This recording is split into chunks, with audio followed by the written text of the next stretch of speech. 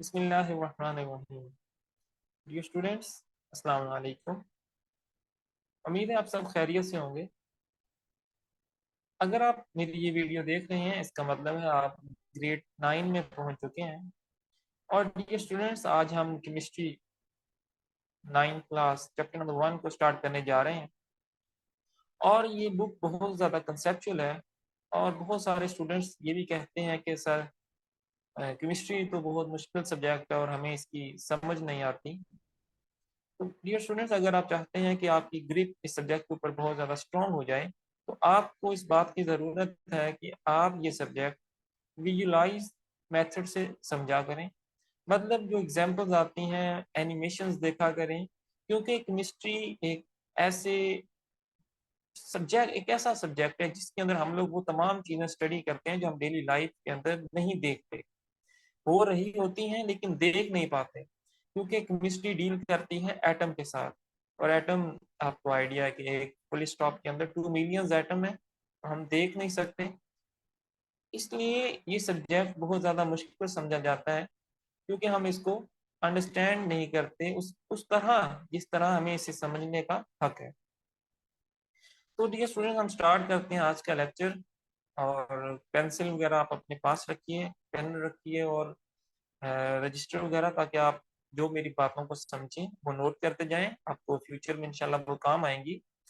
हमारा जो टॉपिक है वो है केमिस्ट्री के रिलेटेड। और आज हम ज़्यादा डेप्थ में नहीं जाएंगे, सिर्फ हम इंट्रोडक्शन देखेंगे कि केमिस्ट्री बेसिकली है क्या।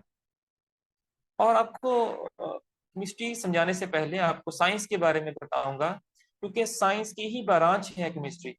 अगर आपको साइंस के बारे में पता चलेगा तो उससे फर्दर आपको केमिस्ट्री की भी अंडरस्टैंडिंग बेहतर होती चली जाएगी।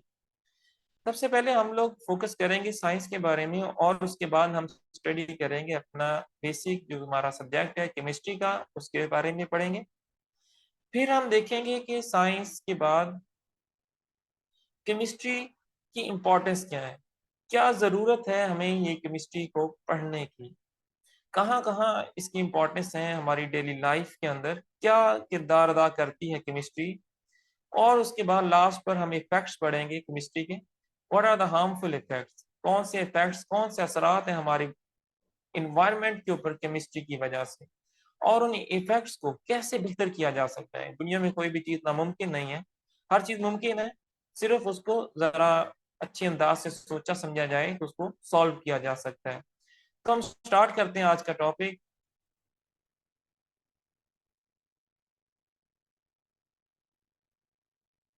सबसे पहले साइंस है क्या। Science is the knowledge that provide the understanding of this world and how it works. Science एक ऐसा नॉलेज है, एक ऐसा इल्म है जो हमें एक्सपेरिमेंटली मिलता है। आपको एक्सपेरिमेंट परफॉर्म करते हैं, आपको उसके जो रिजल्ट मिला वो आपका साइंस कहलाएगा, क्योंकि आपने उस चीज को एक्सपेरिमेंटली प्रूव किया, आपने कोई वर्क किया, उसकी आउटपुट आई, तो वो एक साइंस है। वो किसी भी फील्ड में हो सकती है। involves making observation, asking questions, forming hypotheses, conducting experiment and draw the conclusions। इसका मतलब ये है कि हम लोग चीजों को पहले ऑब्जर्व करते हैं। मतलब एक अल्लाह ताला ने हमें जो जहन दिया, हम उसको इस्तेमाल करते हैं। हम कुछ देखते हैं, हम उसके बारे में ऑब्जर्व करते हैं कि ये हो क्या रहा है। उसके बाद हम उसके रिलेटेड कोई क्वेश्चन जनरेट करते हैं कि अगर ऐसा ना होता, इसको यूं किया जाए, मेथड चेंज कर दिया जाए, तो क्या आउटपुट्स आएंगी। हम उसके बारे में क्वेश्चंस को जनरेट करते हैं। फिर हम हाइपोथेसिस को जनरेट करते हैं। मतलब हम कहते हैं अच्छा, अगर ये ऐसा हुआ है तो बाकी, अगर हम केमिकल रिएक्शंस की बात करते हैं, अगर ये केमिकल रिएक्शन स्पीडली हुआ तो दूसरा केमिकल रिएक्शन भी स्पीडली करवाया जा सकता है। तो हम हाइपोथेसिस को जनरेट करवा रहे हैं यहाँ पर, खुद से एक ख्याल, बेशक वो ठीक हो या ना हो, लेकिन हमारे अंदर ख्यालात, सवालात जनरेट होते हैं। आपको बताता चलूं कि जो साइंस है उसकी 3 बड़ी टाइप्स हैं बेसिक। वैसे तो बहुत ज्यादा है, लेकिन हमने फिलहाल 3 में इसको डिवाइड किया, जिसमें सबसे पहले नंबर पर है नेचुरल साइंस। बेटा नेचुरल साइंस के अंदर वो तमाम चीजें हम स्टडी करते हैं जो हमारी केमिस्ट्री में आती हों, चाहे वो फिजिक्स में आती हों या वो बायोलॉजी में आती हों। इस तरह का जो नॉलेज होगा उसको हम लोग बोलते हैं नेचुरल साइंस, जो रिलेट करता है केमिस्ट्री, फिजिक्स, बायोलॉजी। वो जोलॉजी हो सकता है, वो बॉटनी हो सकता है, ये फर्दर उनकी सब डिविजन्स हैं, ठीक है। फिर जो सेकंड टाइप है साइंस की उसको बोलते हैं सोशल साइंस। नाम इंडिकेट कर रहे हैं सोशल, सोशल हमारा रिलेशनशिप, किसी एक पर्सन का दूसरे के साथ कैसा रिलेशनशिप है। पॉलिटिकल साइंस तमाम जितनी भी है वो इसमें आ जाएंगी, ठीक है। ये सेकंड टाइप थी। और थर्ड टाइप आती है फॉर्मल साइंस, जिसमें आप mathematics, computer science, logics, logical reasoning होती है, वो भी एक साइंस की ही ब्रांच है। तो वो तमाम चीजें स्टडी करते हैं। खैर हमारा लास्ट टू टाइप्स के ऊपर फोकस नहीं रहेगा, फोकस रहेगा वो हमारा रहेगा नेचुरल साइंस के ऊपर। डियर स्टूडेंट्स, आपको अब केमिस्ट्री के बारे में बताना है, लेकिन केमिस्ट्री के बारे में समझने से पहले अभी भी हमें मैटर के बारे में समझना पड़ेगा। आप सोच रहे होंगे कि सर केमिस्ट्री पढ़ा रहे हैं लेकिन केमिस्ट्री पर आ नहीं रहे। पहले साइंस के बारे में बता दिया कि साइंस बेसिकली है क्या, उसकी टाइप्स कितनी है। अब सर मैटर के बारे में बता रहे हैं, केमिस्ट्री का बताएंगे। तो देखिए एक सीक्वेंस है, एक तरतीब से अगर हम चीजों को समझेंगे तो हमें समझ आएगी। अगर केमिस्ट्री को समझना है तो उससे पहले हमें मैटर के बारे में समझना पड़ेगा, मैटर है क्या। तो बेटा मैटर हर उस चीज को कहते हैं जिसका मैस हो, जिसका वजन हो, और जो जगह भी ऑक्युपाई करता हो। फॉर एग्जाम्पल आप जहां बैठे हैं, अगर फॉर एग्जाम्पल आप चेयर पर बैठे हैं तो चेयर एक मैटर है, क्योंकि उस आप चेयर का वजन है, और उसके अलावा उस चेयर ने ऑक्युपाई किया हुआ है स्पेस को। आप उस चेयर, जहां पर चेयर रखी हुई है वहां आप कोई और चीज नहीं रख सकते। इसी तरह आप एक ह्यूमन बॉडी है, आप भी एक मैटर कहलाएंगे, क्योंकि आपका वजन भी है और आप जगह को भी ऑक्युपाई कर रहे हैं।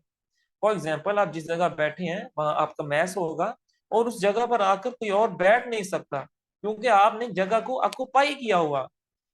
इसका मतलब ये हुआ कि हमारे सराउंडिंग में हर वो चीज जो हमें नजर आती है, वो सॉलिड हो, वो लिक्विड हो, वो क्या कहलाएगी, मैटर कहलाएगी। फिर स्टूडेंट पूछते हैं कि सर एयर क्या है, हवा, इसको हम लोग मैटर का नाम दें या ना दें। फॉर एग्जाम्पल ये मेरा हाथ है, हवा में मौजूद है इस टाइम, मैं इसको मूव कर रहा हूं। तो मुझे आप ये बताएं, क्या मेरा हाथ जो था वो रुकावट महसूस कर रहा था? नहीं। मैं जिस डायरेक्शन में मूव करना चाहता हूं मेरा हाथ मूव करके जा रहा है। मतलब एयर वो चीज है जिसने एरिया जो है वो ऑक्युपाई नहीं किया हुआ। और इसी तरह कभी ऐसा आपको फील हुआ हो कि आज तो हमारे ऊपर वजन बहुत ज्यादा आ गया है, क्योंकि हवा बहुत ज्यादा थी तो मैं थक गया हूँ? नहीं, ऐसा भी नहीं है, क्योंकि हमारी बॉडी के ऊपर इस एयर का वजन भी नहीं है।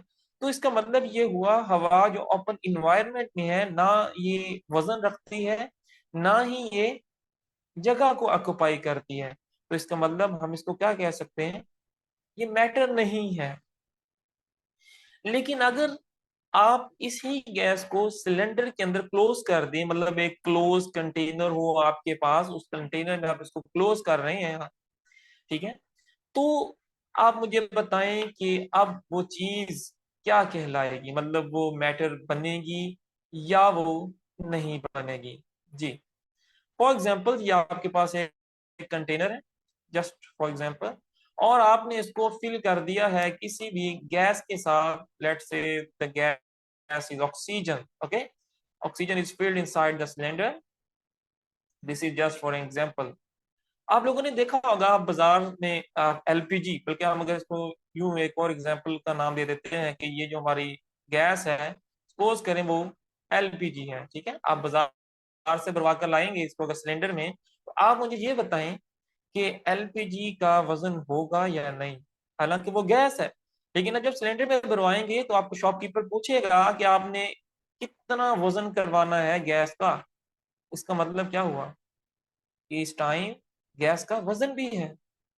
और इसी तरह आप अगर उसी सिलेंडर में हवा जो है वो भरते चले जाएं, एलपीजी भरते चले जाएं, भरते चले जाएं, आप उसकी लिमिट को अगर एक्सीड कर रहे हैं तो एक टाइम आएगा कि मॉलिक्यूल्स बाहर से आने वाली गैस के मॉलिक्यूल्स को रोक रहे हैं, आप मजीद गैस फिल नहीं कर सकते उसके अंदर। तो बेसिकली बेटा आपको मैं समझाना ये चाहता हूँ कि वो गैस जो सिलेंडर के अंदर मौजूद होगी, जैसे आपको मैंने एलपीजी की एग्जांपल दे दी, सीएनजी की आप एग्जांपल दे सकते हैं, वो मैटर कहलाएगी, क्योंकि उसका वजन भी होगा और वो जगह को भी ऑक्यूपाई करेगी। ठीक है बेटा, इससे नेक्स्ट मूव करते हैं। अब आपको क्योंकि मैटर की समझ आ गई है तो इंशाल्लाह आपको केमिस्ट्री की भी समझ आ जाएगी कि केमिस्ट्री बेसिकली है क्या। तो केमिस्ट्री की अगर आपने अंडरस्टैंडिंग लेनी है तो सबसे पहले हम इसकी डेफिनेशन से स्टार्ट करते हैं कि केमिस्ट्री है क्या। लिखते हैं, chemistry is the branch of science, वही बात जो हम सीख चुके हैं, हमें पता है इस बात का, जी बिल्कुल ये ब्रांच है एक साइंस की, then deal with the composition, structure, physical properties and chemical reaction of matter. तो बेटा यहाँ पर एक मैटर का लफ्ज यूज किया हमने, अगर मैटर के बारे में आपको अंडरस्टैंडिंग नहीं होगी तो हम डेफिनेशन को नहीं समझ सकते थे। अब आपको मैं एक्सप्लेन करता हूँ स्टेप बाय स्टेप। सबसे पहले बात हुई है कंपोजिशन की, क्या मतलब इस बात का। वाटर की एग्जांपल दे पहले मुझे, कि वाटर एक मैटर है या नहीं। बिल्कुल आपका आंसर होगा कि वाटर मैटर है, क्योंकि वाटर ने मैस भी रखा हुआ है और वो जगह को भी ऑक्यूपाई करता है। अब 1 लीटर एक अगर आपके पास बॉटल है तो आप उसमें 1 लीटर वाटर से ज्यादा नहीं ले सकते, उसकी कैपेसिटी से ज्यादा उसके अंदर वाटर, क्योंकि वो पहले वाले मॉलिक्यूल्स ने जगह को ऑक्यूपाई कर लिया है। तो बेटा वाटर की अगर हमने कंपोजिशन की बात करनी हो, लेट्स से आपको स्क्रीन के ऊपर एक्सपोज कर लें एक बीकर जो नजर आ रहा है, उसमें ब्लू कलर का वाटर है। तो बेटा आपसे क्वेश्चन ये है वो वाटर कैसे बना। आप लोगों में से अक्सर स्टूडेंट आंसर देंगे सर कतरा कतरा मिलकर पानी बन गया, ठीक है। तो यहाँ पर हम केमिस्ट्री पढ़ रहे हैं, ठीक है, केमिस्ट्री के मुताबिक हमें बताना पड़ेगा कि ये वाटर कैसे बना होगा। तो उस चीज को समझने के लिए आप लोगों ने बताना है कि सर वाटर बना H2O से। इसका मतलब क्या हुआ कि वाटर एक ऐसी चीज है जो दो चीजों से मिलकर बन रही है। वो दो चीजें कौन कौन सी हैं, एक तो बेटा हाइड्रोजन है और दूसरी चीज कौन सी है, ऑक्सीजन है। वाटर कोई ऐसी चीज हुई जो हाइड्रोजन और ऑक्सीजन के मिलने से बन रही है। तो वाटर की कंपोजिशन क्या हुई, हाइड्रोजन एंड ऑक्सीजन। हम कहते हैं कि हमारी बॉडी कार्बन डाइऑक्साइड को जनरेट करती है, बॉडी से निकालती है। कार्बन डाइऑक्साइड है क्या, वो बनी कैसे होगी, कौन से एटम्स हैं जो मिले होंगे तो कार्बन डाइऑक्साइड बनी होगी। तो आप लोगों में से अक्सर ने आंसर ठीक दिया होगा कि CO2, मतलब कार्बन और ऑक्सीजन अगर मिल जाएं तो वो कार्बन डाइऑक्साइड बना देते हैं। इसका मतलब हमें इसकी कंपोजिशन के बारे में पता चल रहा है। इसी तरह आप बहुत सारी एग्जांपल्स देख सकते हैं। हम कहते हैं हम ग्लूकोज को बॉडी में लेकर जाते हैं हमें एनर्जी मिले, तो बेटा ग्लूकोज की कंपोजिशन क्या है, हमें कैसे पता चला कि ग्लूकोज के अंदर कौन कौन सी चीजें हैं जो हमें चाहिए। जैसे कार्बन है, उसमें उसमें हाइड्रोजन है, उसमें ऑक्सीजन है। जब ये तीन चीजें मिलती हैं तो ग्लूकोज बन जाएगा। सल्फ्यूरिक एसिड है, इसी तरह और भी बहुत सारी चीजें हैं। आपकी होमवर्क है ये आपका कि आपने 5 डिफरेंट एग्जांपल्स आपने सिलेक्ट करनी है अपनी मर्जी से, और उनकी कंपोजिशन आप लोगों ने मुझे कमेंट सेक्शन में बतानी है, ठीक है। हम नेक्स्ट मूव करते हैं जो हमारा है स्ट्रक्चर के बारे में, कि स्ट्रक्चर कैसे स्टडी करते हैं। स्ट्रक्चर के अंदर बेटा हम लोगों ने स्टडी करना होता है कि कैसे चीजें आपस में एक दूसरे के साथ कंबाइन हो रही हैं। कंबाइन होने को हम लोग देखेंगे। जैसे आप लोगों ने, मैंने यहाँ सिंपल सा स्ट्रक्चर ड्रॉ किया था H2O का, मैंने H2O लिखा कि ये एक वाटर है। बेटा वो H2O आपस में कंबाइन कैसे हुआ होगा। फॉर एग्जाम्पल आपको मैं बताता हूँ कि जैसे एक ये हाइड्रोजन है, ये कंबाइन होता है फर्दर ऑक्सीजन के साथ, और ऑक्सीजन फर्दर कंबाइन होगा हाइड्रोजन के साथ, और बाकी चीजें लोन पेयर वगैरह ऑक्सीजन के वो हम आहिस्ता आहिस्ता स्टडी करेंगे। लेकिन आपको अभी स्क्रीन से ये पता चला कि अच्छा एक हाइड्रोजन ऑक्सीजन से मिलता है, वो ऑक्सीजन फर्दर हाइड्रोजन से मिलता है, तो इस तरह से वाटर बनेगा। अक्सर स्टूडेंट ये भी समझते होंगे शायद पहले हाइड्रोजन मिला होगा फिर से हाइड्रोजन मिला होगा और शायद उसके साथ ऑक्सीजन ने बॉन्ड बनाया। तो बेटा ये कॉन्सेप्ट गलत है।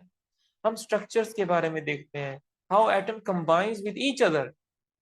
इस चीज को हम कहाँ स्टडी करते हैं? स्ट्रक्चर के अंदर। एक और एग्जांपल आपको देता हूँ, NaCl, जो कॉमन साल्ट हम घरों में इस्तेमाल करते हैं, जिसको सोडियम क्लोराइड भी बोलते हैं, तो वो बेटा कैसे आपस में कंबाइन होता है? सोडियम एक इलेक्ट्रॉन देता है, उस पर पॉजिटिव चार्ज आ जाएगा। क्लोरीन एक इलेक्ट्रॉन एक्सेप्ट करेगा सोडियम से और उस पर नेगेटिव चार्ज आ जाएगा। और इस तरह पॉजिटिव और नेगेटिव की आपस में अट्रैक्शंस जनरेट होती हैं, तो ये एक मॉलिक्यूल बन गया। हमने इसका स्ट्रक्चर देख लिया कि सोडियम किस तरह क्लोरीन से अटैच होगा। ये चीजें तमाम जो है वो हम कहाँ स्टडी करते हैं? केमिस्ट्री के अंदर स्टडी करते हैं। आप सोच रहे होंगे हम इन चीजों को क्यों स्टडी करते हैं, हमें इसका कहाँ फायदा होगा? बेटा, जब केमिकल रिएक्शंस होते हैं तो आपस में एटम्स ही रिएक्ट करते हैं, आपस में डिफरेंट एटम्स के बॉन्ड बनते हैं और बॉन्ड टूटते हैं। अगर हमें इन चीजों का नहीं पता होगा तो हमें बनने वाली प्रोडक्ट, जो मतलब कोई नई चीज केमिकल रिएक्शन की वजह से बनेगी, उसके बारे में इंफॉर्मेशन नहीं होगी कि वो चीजें कैसे बन सकती हैं। ठीक है, तो ये बहुत ज्यादा वैल्यूएबल चीजें हैं। आहिस्ता आहिस्ता जब आप केमिस्ट्री की डेप्थ में जाएंगे, 9, 10, first year, second year, further आगे पढ़ेंगे, तो आपको ये सारी चीजें आहिस्ता आहिस्ता क्लियर होती चली जाएंगी। लेकिन फिलहाल हमारा ये स्टार्ट है, तो स्टार्ट के अंदर आप लोगों ने फिलहाल बेसिक चीजें समझते जाना है। ठीक है, देन आती है बारी फिजिकल प्रॉपर्टीज की। फिजिकल प्रॉपर्टीज से क्या मुराद है? नाम इंडिकेट कर रहा है काफी सारी चीजों को। देखिए, हर क्वेश्चन के अंदर बहुत सारी क्लू होता है, हमें उसका आंसर मिल रहा होता है कि कोई ना कोई चीज इसमें हो सकती है ऐसी। फॉर एग्जाम्पल, फिजिकल प्रॉपर्टीज, वो चीज, वो प्रॉपर्टीज जो फिजिकल स्टेट के साथ एसोसिएट करती हैं। अब फिजिकल स्टेट से क्या मुराद हो सकता है? आप इसकी एग्जांपल वाटर की दोबारा से ले लें। बेटा, एक ही चीज को बार बार डिफरेंट एग्जांपल्स के अंदर यूज कर रहा हूँ, इसलिए कर रहा हूँ ताकि आपको हर एंगल से समझ आ जाए। मतलब हमने केमिस्ट्री के अंदर चार चीजें पढ़नी होती हैं, वो कौन सी थी? Composition, structure, physical properties and chemical reaction. तो ये चारों चीजें एक की भी हो सकती हैं, ये डिफरेंट चीजों की भी हो सकती हैं। अब तक हमने वाटर की कंपोजिशन को भी देख लिया, वाटर के स्ट्रक्चर को भी देख लिया, और वाटर का अब हम लोग फिजिकल प्रॉपर्टीज को स्टडी करेंगे। ठीक है, जब आप वाटर की एग्जांपल को स्टडी कर लेंगे तो आपको आइडिया हो जाएगा कि हर चीज हमारी जो सराउंडिंग में कोई भी मैटर है, उसका हम क्या क्या देख सकते हैं। कंपोजिशन देख सकते हैं, उसका स्ट्रक्चर देख सकते हैं, उसकी फिजिकल प्रॉपर्टीज देख सकते हैं, उसके केमिकल रिएक्शंस को स्टडी कर सकते हैं। यही चीज तो केमिस्ट्री कहलाएगी। ठीक है, तो फिजिकल प्रॉपर्टीज ऑफ वाटर से क्या मुराद है? फॉर एग्जाम्पल, मैंने यहाँ पर जैसे आपको एग्जाम्पल दी थी अभी कि ये वाटर है, अगर सपोज कर लें, तो ये किस हालत में है? क्या ये सॉलिड होगा? डेफिनेटली ये लिक्विड में है। ये लिक्विड में है, ये चीज जो हमने पढ़ी वो क्या कहलाएगी? फिजिकल प्रॉपर्टी कहलाएगी। वाटर के अगर मैं कलर की बात करूं, तो इंशाल्लाह इसको भी किसी दिन डिटेल में देखेंगे कि वाटर कलर है वो ब्लू है। कैसे ब्लू है वो आपको आइंदा इंशाल्लाह कहीं वीडियो के अंदर बता दूंगा। ठीक है, तो वाटर का कलर ब्लू मैंने बोला, व्हाट इज दिस? ये जो ब्लू बोला, ये उसकी फिजिकल प्रॉपर्टी थी। वाटर एक ऐसी चीज है जो कंडक्टर है इलेक्ट्रिसिटी का। तो इलेक्ट्रिसिटी कंडक्ट करना क्या है? उसकी फिजिकल प्रॉपर्टी है। तो बेटा, हम डिफरेंट मैटर्स की फिजिकल प्रॉपर्टीज को भी केमिस्ट्री में स्टडी करते हैं। फॉर एग्जाम्पल, आप जो घरों में नमक इस्तेमाल करते हैं, अगर वो सॉलिड फॉर्म में है तो वो इलेक्ट्रिसिटी कंडक्ट नहीं करता, तो ये उसकी फिजिकल प्रॉपर्टी है। अगर वो मोल्टन हालत में आ जाए या वो एक्वा सोल्यूशन बन जाए, मतलब उसको पानी में हल कर दें तो एक्वा सोल्यूशन बनेगा। अगर हम उस सोडियम क्लोराइड जो सॉलिड है उसको पिघला दें तो वो मोल्टन हालत में आ जाएगा। तो अगर इन दो हालतों में आपके पास सोडियम क्लोराइड है तो उसकी फिजिकल प्रॉपर्टी में हम पढ़ेंगे कि ये इलेक्ट्रिसिटी को कंडक्ट करेगा। तो यही चीजें हैं जो हम लोग केमिस्ट्री में आहिस्ता आहिस्ता बहुत डिटेल के अंदर पढ़ेंगे। ठीक है, लास्ट पर आती है बारी chemical reactions of matter.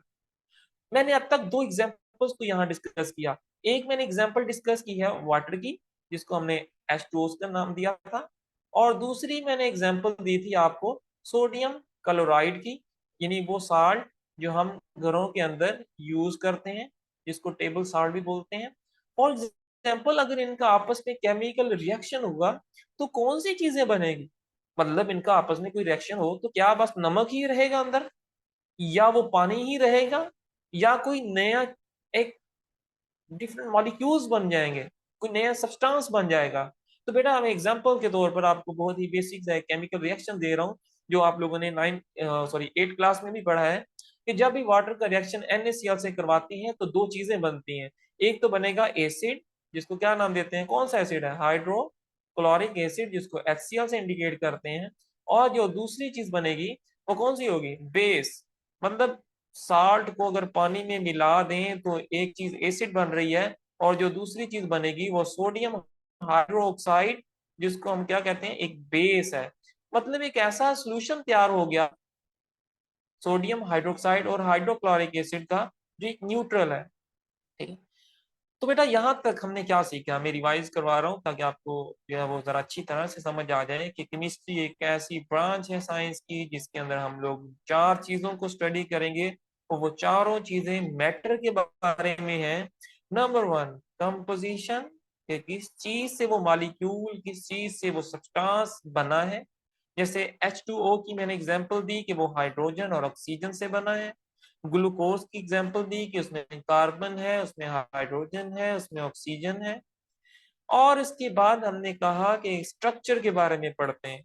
Structure के अंदर देखते हैं कि how atoms are combined with each other, atoms किस तरह आपस में जुड़े हैं और वो आगे रिएक्शन कैसे कर सकते हैं, और बनने वाली प्रोडक्ट में एटम कैसे जुड़ सकते हैं। ठीक है, वो हम स्ट्रक्चर के अंदर स्टडी करेंगे। ठीक है, जैसे HCl का अगर बॉन्ड बना तो आपको आइडिया है कि हाइड्रोजन बॉन्ड बना लेगा किसके साथ, क्लोरीन के साथ। सिंपल एक केमिकल बॉन्ड, एक सिंपल सा स्ट्रक्चर आ गया। हम केमिस्ट्री में बहुत सारे कॉम्प्लेक्स स्ट्रक्चर्स को भी आहिस्ता आहिस्ता स्टडी करेंगे। ठीक है, तो ये सारी की सारी बेसिक सी चीजें थी जो आपको आइडिया हो गया होगा। ठीक है, और लास्ट पर हमने केमिकल रिएक्शन और फिजिकल प्रॉपर्टीज को भी देख लिया। इसके बाद हम नेक्स्ट मूव करते हैं कि केमिस्ट्री क्यों इम्पोर्टेंट है। बेटा हमारी लाइफ के अंदर हर हर चीज जो है उसके अंदर केमिस्ट्री इन्वॉल्व है। ऐसा नहीं है कि सिर्फ केमिस्ट्री इन्वॉल्व है, बेसिकली हर सब्जेक्ट इन्वॉल्व होता है, हर सब्जेक्ट का अपना रोल होता है, लेकिन केमिस्ट्री भी हर जगह पर अपना किरदार अदा कर रही है। ठीक है, हमारी डेली लाइफ के अंदर इसकी बहुत ज्यादा इंपॉर्टेंस है। हम इसको मजीद देखेंगे कि कौन कौन सी इंपॉर्टेंस है। और इसी तरह इसके जो टॉक्सिक जो वेस्ट बनता है बेटा, जो हार्मफुल मेटाबॉलिक वेस्ट बनते हैं, मतलब इंडस्ट्रीज के अंदर स्मोक रिलीज होता है। ठीक है, आप व्हीकल यूज करते हैं तो कंबस्शन होती है फॉसिल फ्यूल्स की, वहां पर कैसे वेस्ट जनरेट होता है। ठीक है, इस चीज को भी हम अभी डिटेल में देखेंगे।